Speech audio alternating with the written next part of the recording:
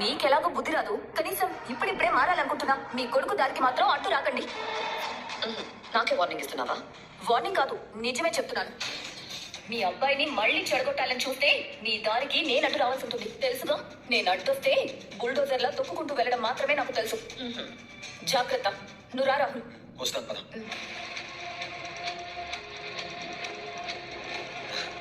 ఎలా ఉంది మమ్మీ మన పర్ఫార్మెన్స్? అంటే ఇప్పటివరకు చేసినంత యాక్టింగ్ మమ్మీ. నా పెళ్ళాన్ని నా దారిలోకి తెచ్చుకోవడానికి చేసిన యాక్టింగ్.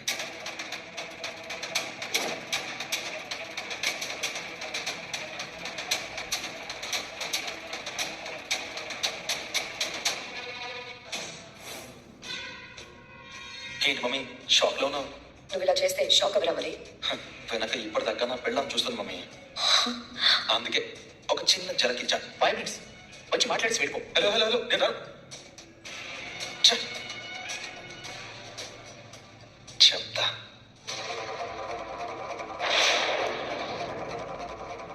నువ్వు వాళ్ళ మాటలకి కలిగిపోయి మారిపోయావేమో అని వైఫర్ చచ్చంగారు. ఎంత పెద్ద ట్విస్ట్ ఇస్తావని అసలు అనుకోలేదు. నేను నీ రక్తాన్ని మమ్మీ. నన్ను కోర్టులో శిక్ష పడకుండా కాపాడినట్టుగా నటించి వాళ్ళ కాళ్ళ దగ్గర ఉంచుకోవడానికి ట్రై చేస్తున్న రాజు మాటల్ని ఎలా నమ్ముతాననుకున్నావు? అమ్మయ్య, నువ్వు ఇంకా నా దారిలోనే ఉన్నావు అనమాట. అది చాలు నాకు. అది సరే కానీ ఈ యాక్టింగ్ అంతా ఎందుకు చేస్తున్నావు? స్వప్న నీతో ఎలా మాట్లాడుతుందో నువ్వే చూసావు కదా. తనకి ఎదురు వెళ్ళడం కంటే తన దారికి మనం వెళ్ళినట్టుగా నటించి తనని మన దారికి తెచ్చుకోవడం మంచిది మమ్మీ. ఇప్పుడు చూడు, నన్ను అప్పుడే ఎంతలా సపోర్ట్ చేయడం మొదలుపెట్టదు. ఇక నుండి నేను ఏం చేయాల్సిన అవసరం లేదు. కానీ నా గురించి ఆలోచిస్తుంది, ఏదో ఒకటి చేసి నాకు అవకాశం ఇప్పించాలని ప్రయత్నిస్తుంది. ఒక్క అవకాశం మమ్మీ, ఒకే ఒక అవకాశం దొరికితే చాలు. సూర్యుని రాహు మింగినట్టుగా ఈ ఫ్యామిలీని ఈ రాహుల్ మింగేస్తాడు. ఇప్పుడు నాకు నమ్మకం వచ్చిందిరా. నువ్వు చేయాల్సింది చెయ్యి. నీకు తోడుగా నేను నిలబెడతాను. వీళ్ళందరినీ తొక్కుకుంటూ తీసుకెళ్లి వాళ్ళ తల మీద నిన్ను కూర్చోబెడతాను. ఇప్పటి వరకు ఆ కొటేషన్ ఎందుకు రెడీ చేయలేదు? క్లయింట్స్ నాకు ఫోన్ చేసే వరకు ఎందుకు తీసుకొస్తున్నారు? సారీ సార్, 2 days లో ఫినిష్ అవుతుంది. అంత టైం లేదు. క్లయింట్స్ రేపటిలోపు కావాలని చెప్పారు. ఈ రోజు నైట్ మొత్తం మేలుకొని పనిచేస్తావో లేకపోతే సపోర్టింగ్ స్టాఫ్ హెల్ప్ తీసుకొని పూర్తి చేస్తావో నాకు తెలియదు. రేపు ఈవినింగ్ లోపు నాకు కొటేషన్ మెయిల్ చేయాలి. ఏదైనా డెడ్ లైన్ పెట్టుకొని పనిచేస్తే పని పూర్తవుతుంది. అర్థమవుతుందా? Okay sir. ఇంతకీ మీరు మండే ఆఫీస్కి వస్తున్నారా? ఎందుకు? సాహితీ గ్రూప్ వాళ్ళతో మీటింగ్ ఉంది కదా సార్, మర్చిపోయారా? అది డాడీ చూసుకుంటారు, డోంట్ వరీ. సార్, వాళ్ళు మీతోనే మాట్లాడుతూ అంటున్నారు. వాళ్ళతో నేను మాట్లాడతాను. ముందు ఈ వర్క్ ఫినిష్ చేసి నాకు మెయిల్ చేయి. ఏంటి అలా తినేసేలా చూస్తున్నావు? అవును మరి, పండుగ పూట చేసిన పాయాసం మీరు ఎలా తినాలా అని చూస్తున్నా. కారణం లేకుండా అడగడం మీ ఆడవాళ్ళ జన్మ హక్కు. తెప్పి పడవడం మీ మగవాళ్ళ జన్మ హక్క. అందులో కూడా మీరే పిహెచ్డీ చేశారు కానీ ఇంతకీ నా మీద ఎందుకు పడ్డావో అది చెప్పు. నాకు మీరు ఇచ్చిన మాట ఏంటి? మీరు చేస్తున్న పని ఏంటి? నా బకెట్ లిస్ట్ ఇస్తే మొత్తం పూర్తి చేస్తానని మాట ఇచ్చి ఇప్పుడు ఆఫీస్ పనులు చూసుకుంటున్నారా? రాత్రి నువ్వు అడిగిన దానికే కదా వంట చేసి పెట్టాను. 4 చికెన్ ముక్కలు వండితే అయిపోయిందని అనుకుంటున్నారా? మరి ఇంకేంటి, మటన్ కర్రీ చికెన్ పులుసు కూడా ఉండాలా? అక్కర్లేదు.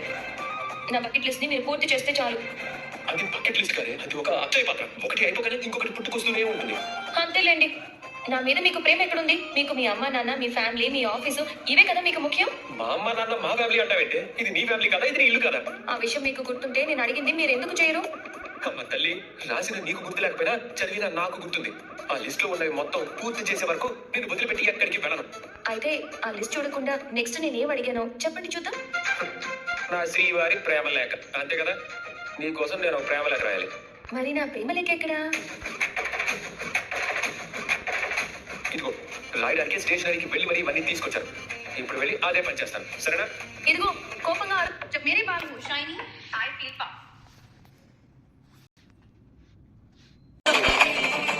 ప్రేమ లేఖ అంటే ప్రేమతో మధురానుభూతి చెందుతూ ప్రేయస్ని తలుచుకుని రాయాలి. చాలా రాయలో కూడా నువ్వే చెప్తావా? ఆ మాత్రం దానికి నేను ఎందుకు రాయడం? నువ్వే రాసుకో. ఇదిగో మళ్ళీ అరుస్తున్నారు. నాకేం అవసరం లేదులేండి. ఏదో నా పోరు పడలేక రాస్తున్నట్టుంది. నాకు ఇంకేం అక్కర్లేదు.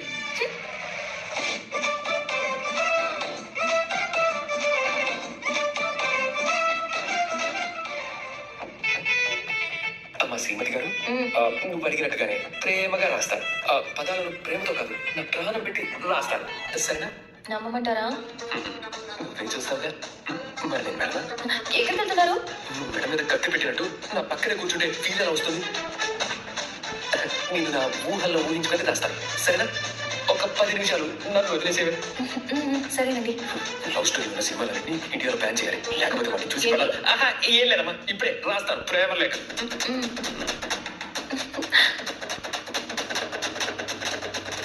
దీని ఎగ్జిట్ ప్లాన్ ఏంటో, దీని కోరికలేంటో నన్ను మాత్రం డీప్ ఫ్రై చేసేస్తుంది.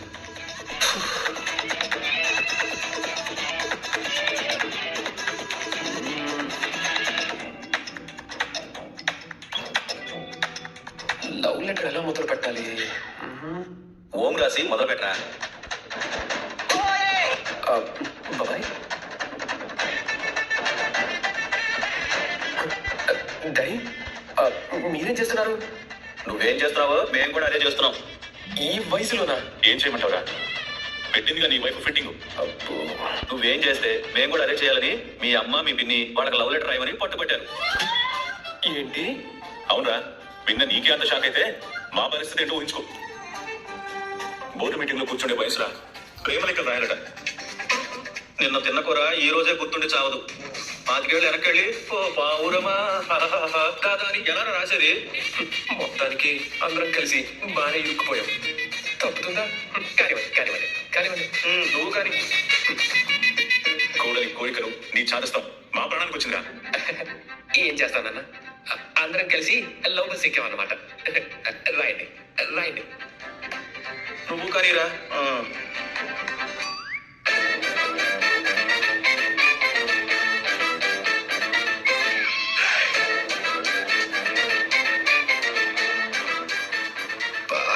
ఏంటి రైమింగ్ రావట్లేదు? బాబాయ్ పడిపడి రాస్తున్నాడు, డాడీ తల తిప్పకుండా రాసిస్తున్నాడు. అప్పుడు మరి నేనెందుకు తలలోకి తెచ్చుకోవడం? వాళ్ళ తలలో చూసేస్తే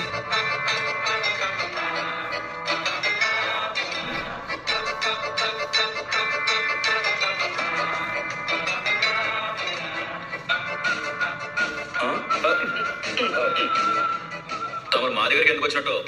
ఈ యువకుడిని ఉత్సాహవంతుడిని మీకు సపోర్ట్ చేద్దామని. కింద మంట పెట్టి తల మీద ఐస్ పెట్టడం అంటే ఇదేనా బాబు? మీకెవరు మంట పెట్టక్కర్లేదు బాబు, మీకు మీరే పెట్టుకుంటారు. మూసుకో బాబు. మీరు రాసుకోండి బాబు.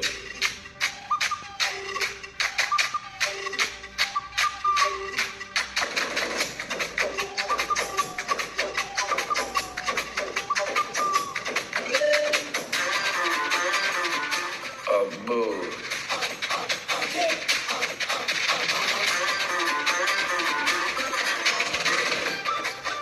సిగ్గులేదా? పక్కలే అంటే రైటింగ్ ఎలా ఉందో చూద్దాం డాడీ. మేము రాసుకుంటాం బాబు, నువ్వు వెళ్ళు.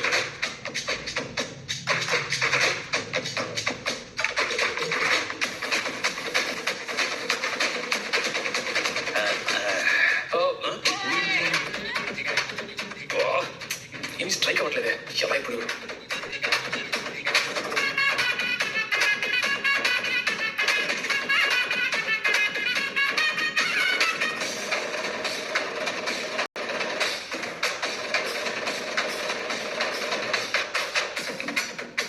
ఏంట్రో తెగ రాస్తున్నావు?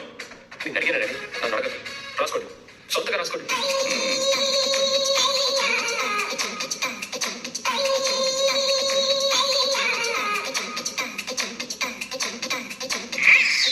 ప్రేమలేఖలు మొదలెట్టారు పురుష పుంగవులు. మన మీద ఎంత ప్రేమ ఉందో ఇప్పుడు తెలుస్తుంది. ఏమండి, 30 ఏళ్ల మన జర్నీ మీ ప్రేమలేఖలో కనిపించాలి. ఏమండి, ధాన్యం 25 ఏళ్ళు మన సావాసం ఏరే పారాలి. నన్ను టెన్షన్ పట్టుకే, నేను అదే పనిలో ఉన్నాను, అదే ఫ్లో. నేను మా ఆయనకి ఏమీ చెప్పక్కర్లేదు నీలాగా. ఆయన గుండెల్లో నుంచి నా మీద కవిత ప్రవాహంలా అలా అలా పొంగుకుంటూ వస్తుంది. ఈ రోజు అన్ని తెలుతాయి ఆగమ్మా. నా కొడుకు గొప్ప, మీ మామయ్య గొప్ప. అది చూద్దాం అత్తయ్య. నా లవ్ లెటర్ రెడీ. నేను రెడీ. I'm also ready.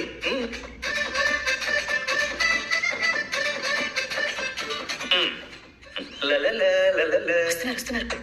ప్రేమ లేఖ రెడీ. నా లవ్ లెటర్ కూడా కంప్లీట్. అవునా?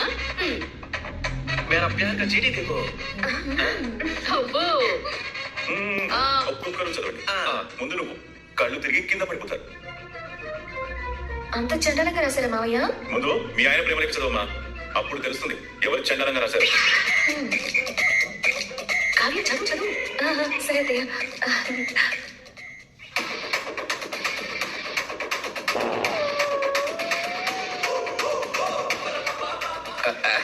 కళావతి అంతొద్దు. నా భావోద్వేగాన్ని బయటికి బయటికి చదువు. చదవనా? ఏంటి చాలా చూపిస్తున్నావా? అది నీకు అర్థం కావాలంటే ఒక రోజు పడుతుంది తెలుసా? అది చక్కలంగా రాసావురా? లెటర్ మీది కూడా ఉంది, గుర్తు పెట్టుకోండి. ఓకే, బాగా రాసిట్టు నువ్వు, చాలా బాగా రాసిట్టు. Thanks for that. సరే. నేను ఎంతో ఇష్టపడి నిర్మించుకున్న నా కంపెనీ కళావతికి నా లైఫ్ అనే ఫ్యాక్టరీలో నిన్ను రిక్రూట్ చేసుకున్న రాజ్. స్వరాజ్ జ్యువెలరీ లాంటి అక్షరాలతో వ్రాయున్నది ఏమనగా, నీ చూపు ఒక వండర్, 1,00,000 కోట్ల నా జీవితాన్నిచ్చి నీకు వేసుకున్న టెండర్.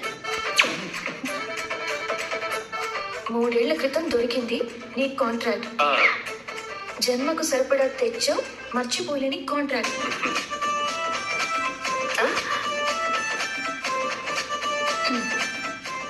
కళావతి, నువ్వు నాతో మాట్లాడితే బోర్డ్ మీటింగ్ లా ఉంటుంది. నువ్వు పట్టించుకోకపోతే క్లయింట్ ని కన్విన్స్ చేసినట్టు ఉంటుంది.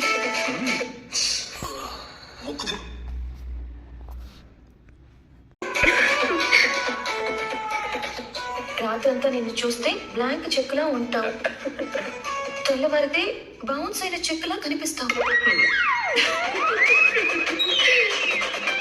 అందుకే మన కాపురం అనే కంపెనీ లాస్ లో కాకుండా లాభంలో నడవాలని ఇంకా కొద్ది నెలల్లో నువ్వు నాకు ఒక కొత్త బ్రాంచ్ ని ఇవ్వబోతున్నావు. డాడీ అలా ఉంది. నెక్స్ట్ నీ లెటర్ ఉంది. ఓ సూపర్ గా, చాలా బాగా రాస్తాడు, చాలా వస్తాడు. Thank you. ఈ ఎంకరేజ్మెంట్ కావాలి. ఈ ఒక్క బ్రాంచే కాకుండా సంవత్సరానికి 1 బ్రాంచ్ చొప్పున 12 బ్రాంచ్లను ఇచ్చి మన కంపెనీని 1,00,000 కోట్ల టర్నోవర్ కి తీసుకువెళ్తావని ఆశిస్తూ లైఫ్ అంతా నీకు కాపలా ఉండే, నిన్ను కాపాడుకునే నీ CEO రాజ్.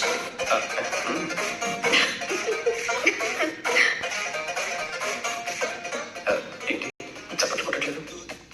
మమ్మీ ఎలా ఉంది? ఏంటి లెటర్ ఎలా ఉంది? ఏంటి కదా మాట్లాడరా? మాటలు రావట్లేదా? ఇది లవ్ లెటరా? ఇది లవ్ లెటరా? కాదా? ఏంటి బాలేదా? బాబాయ్ బాలేదా? ఏ టెండర్ కోసం అప్లికేషన్ పెట్టినట్టు కంపెనీ ఖర్చు పెట్టినట్టుంది. చూడండి, ఇక్కడ ఇక్కడ ఏముంటే అదే వస్తుంది. నీకు ప్రేమే లేదు. ఇప్పుడు చూడు, బిజినెస్ డబ్బు చంటంగా ఉంది. నా కొడుకు చాలా బెటర్ అమ్మా. నేను కాంట్రాక్ట్ పోల్చాడు. మీ మావయ్య నన్ను ఎలా పోల్చారో తెలుసా? అపర్ణ, ఊరించడం ఎందుకు? చదివితే కదా తెలుస్తుంది మన టాలెంట్ ఏంటనేది. అనయ్య కాస్త ఓపడం ఆపుతావా? సారీరా, ఏదో ఫీల్డ్ ఉండి నువ్వు చదువు. అప్పు అప్పునా? అంటే మన ఇంటికి అప్పు రాకముందు నేను అప్పని అప్పు అని పిలిచేవాడిని. అబ్బో. అప్పు, నీకేం తక్కువ చెప్పు. నీ గురించి గొప్పగా చెప్పకుంటే తప్పు. అందుకే ప్రేమలేఖతో కొడతా డప్పు.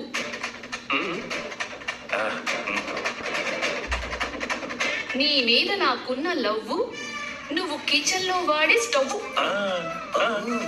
అది చూపా, వాష్రూమ్ లో తడిసిపోయే సోపా. అది ముక్క, దాల్చిన చెక్క.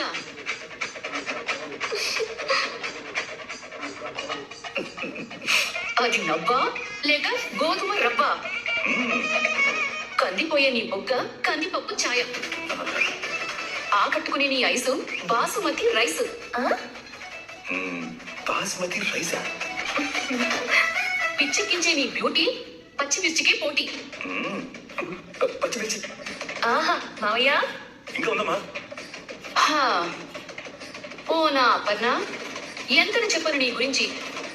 నిన్ను ప్రేమించేది నేనే, ఎప్పటికీ నువ్వేనా రిఫైన్డ్ నూనె.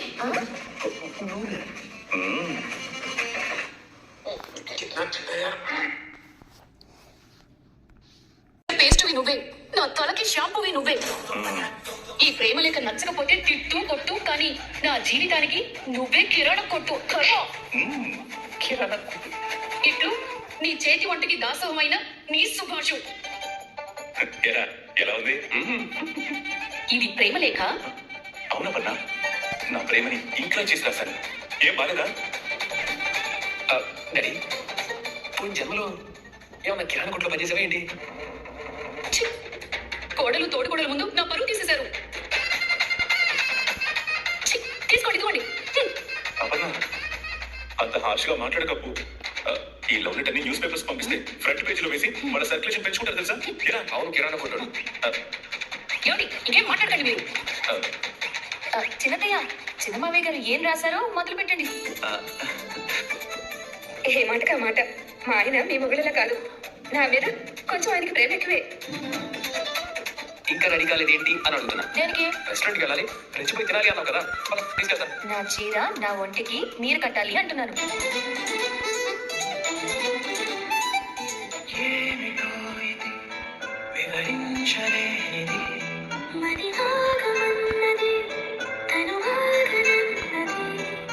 భాషలే